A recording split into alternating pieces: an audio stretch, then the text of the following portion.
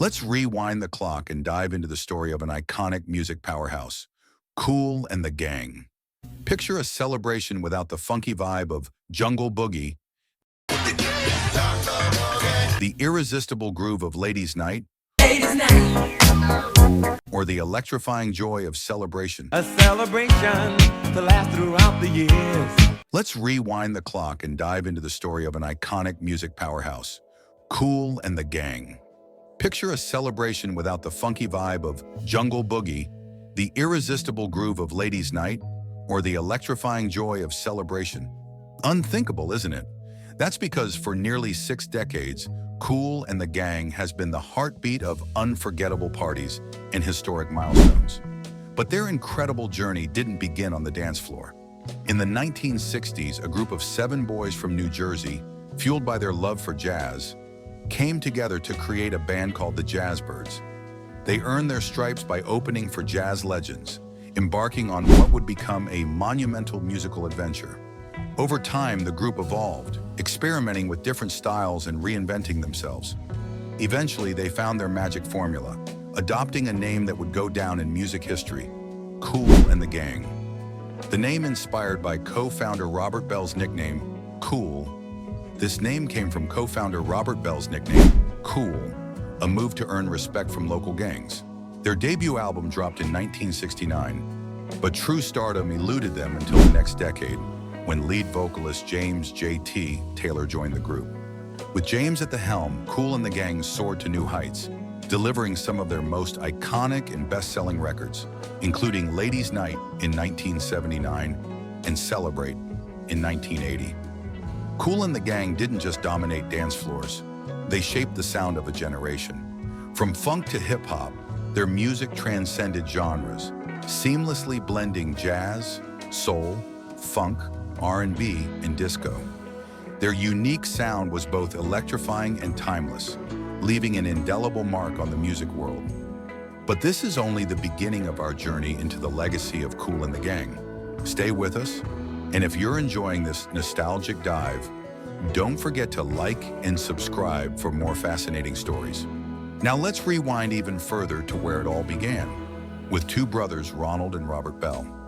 From the tender ages of 5 and 6, Ronald and Robert were immersed in the rhythm of music. The credit for this early exposure? Their father, Bobby Bell, a boxer with a deep love for jazz. Inspired by legends like Miles Davis and Dave Brubeck, Bobby instilled in his sons a passion for music that would one day change the world. With such powerful influences, it seemed inevitable that music would course through their lives from the very beginning. In 1960, the Bell family relocated from Ohio to Jersey City, a place where the real magic started to unfold. The city was alive with a dynamic and multicultural music scene, but life wasn't without its challenges. Family hardships led the Bell brothers toward a perilous path. They became entangled with a local gang. But here's where the transformative power of music stepped in, pulling them back from the brink. Music became their salvation, steering them away from violence and toward a brighter future.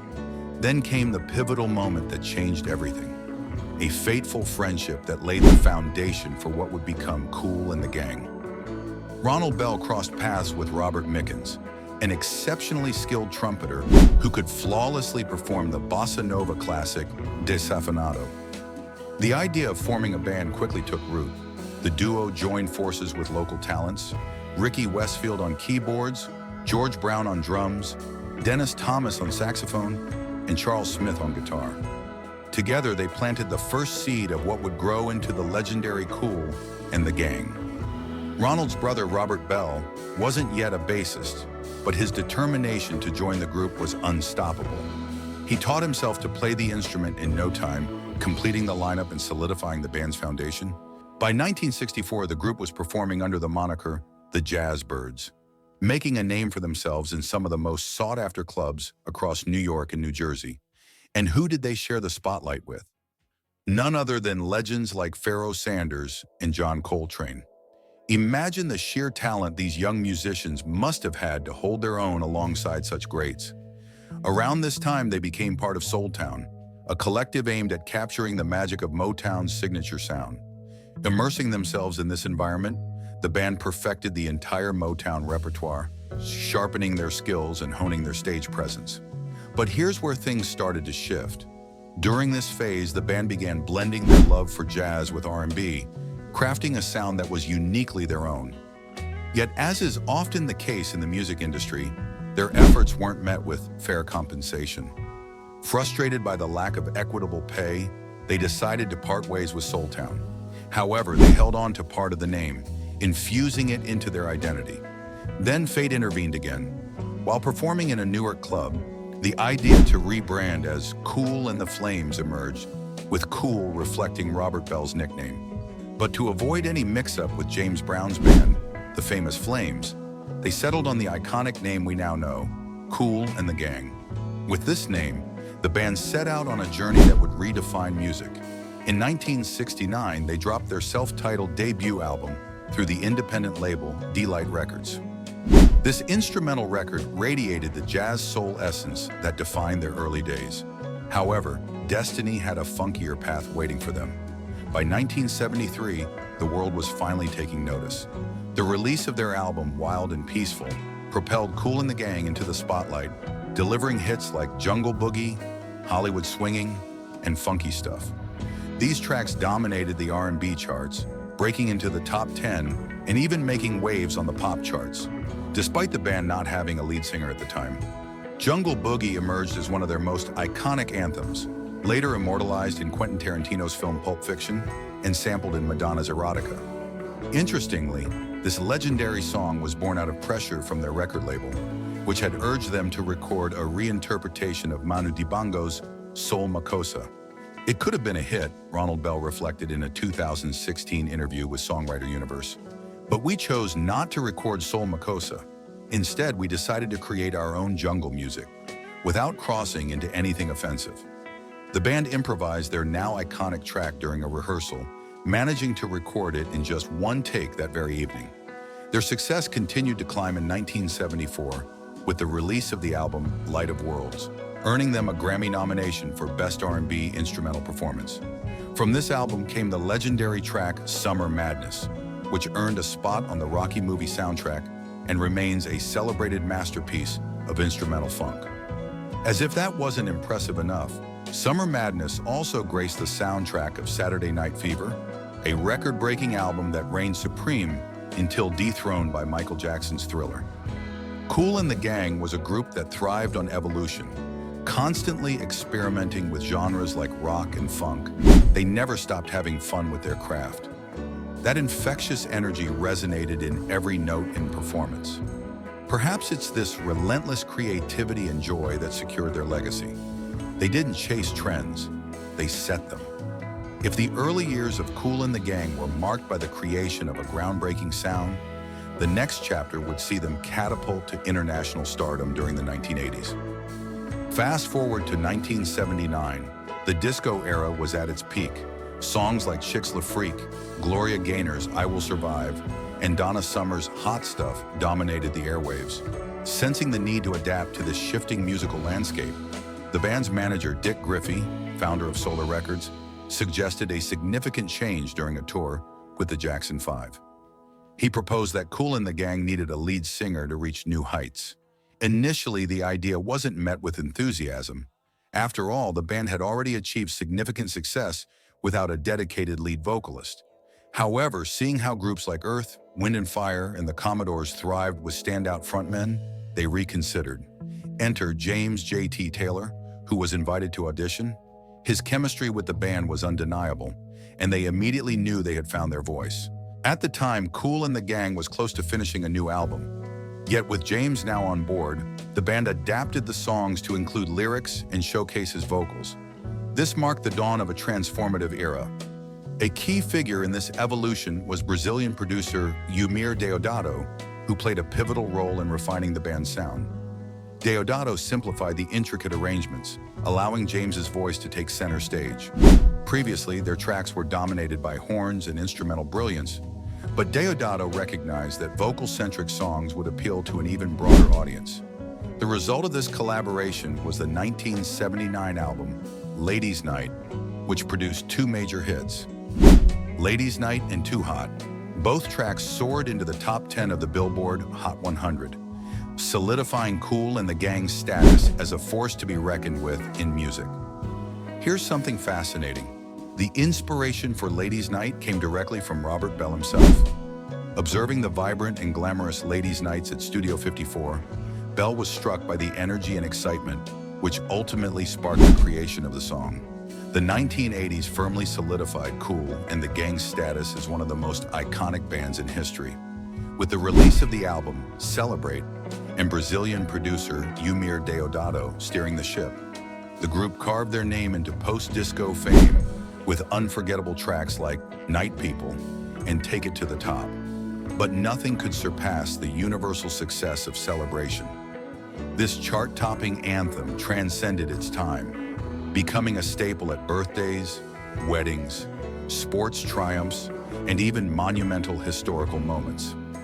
Where did this legendary song draw its inspiration from? Ronald Bell often shared the intriguing origin of Celebration. The idea came to him while he was reflecting on a verse from the Quran, as both he and his brother had embraced Islam in 1972. The specific passage described a moment where God assembled the angels to announce the creation of a new being.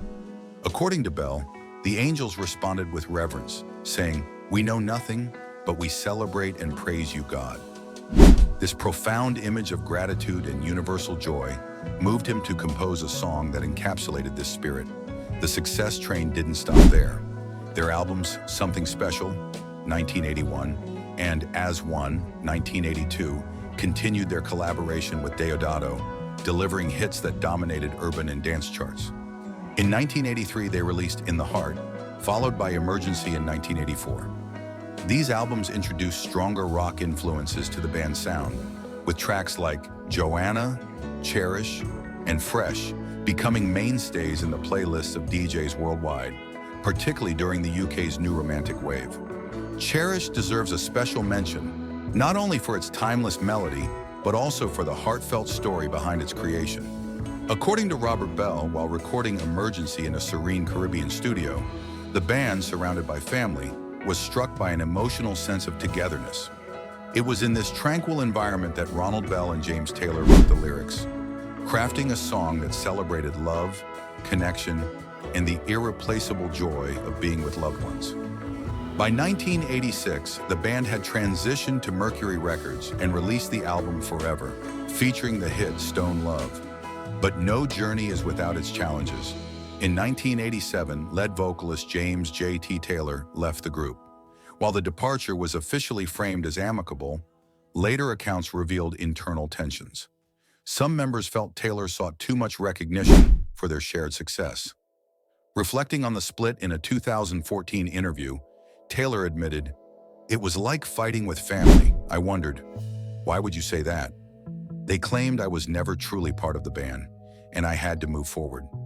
Between 1989 and 1993, Taylor pursued a solo career, releasing 3 albums and finding moderate success with tracks like Sister Rosa and Long Hot Summer Night. Meanwhile, Kool and the Gang introduced new vocalists, but fans had grown attached to Taylor's distinct voice.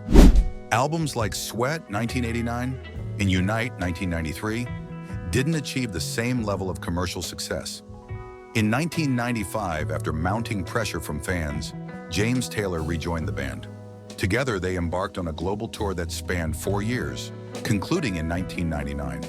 They also recorded the album State of Affairs in 1996, but its limited distribution marked the close of another chapter.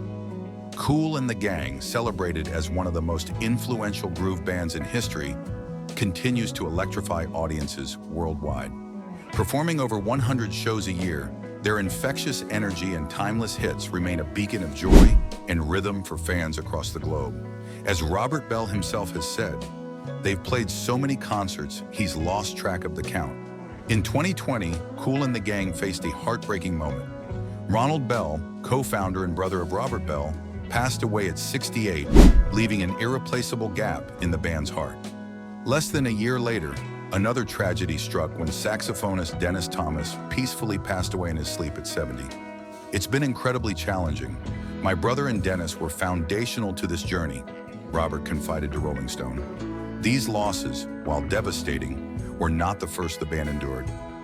In 2010, trumpeter Robert Mickens passed at 59. Guitarist Charles Smith had already left the world in 2006 at the young age of 57. Trombonist Clifford Adams fought courageously against liver cancer, but succumbed in 2015 at 62. Most recently in 2023, drummer George Brown lost his battle with lung cancer at 74. These somber milestones are a poignant reminder of the passage of time for a band that first came together in 1964. Yet despite the heartache, Kool and the Gang continues to thrive, introducing fresh faces to its lineup while maintaining its signature sound. Some of the new members have been with me for 25 years, Robert shared. New members can also be old members. What matters is to keep moving forward and keep the groove alive. This undying determination defines the band's enduring legacy. In 2023, Kool and the Gang marked their 60th anniversary with the release of People Just Wanna Have Fun. The album, their 34th, boasts 15 tracks, including the lively single, Let's Party featuring Shasha Jones. It also incorporates some of the final recordings of Ronald Bell and Dennis Thomas, a tribute to the group's storied past and a celebration of their unstoppable energy. This album stands as a testament not only to Kool and the Gang's remarkable journey, but also to their unyielding commitment to music and their roots. Their ability to reinvent while honoring their heritage has solidified their place in history.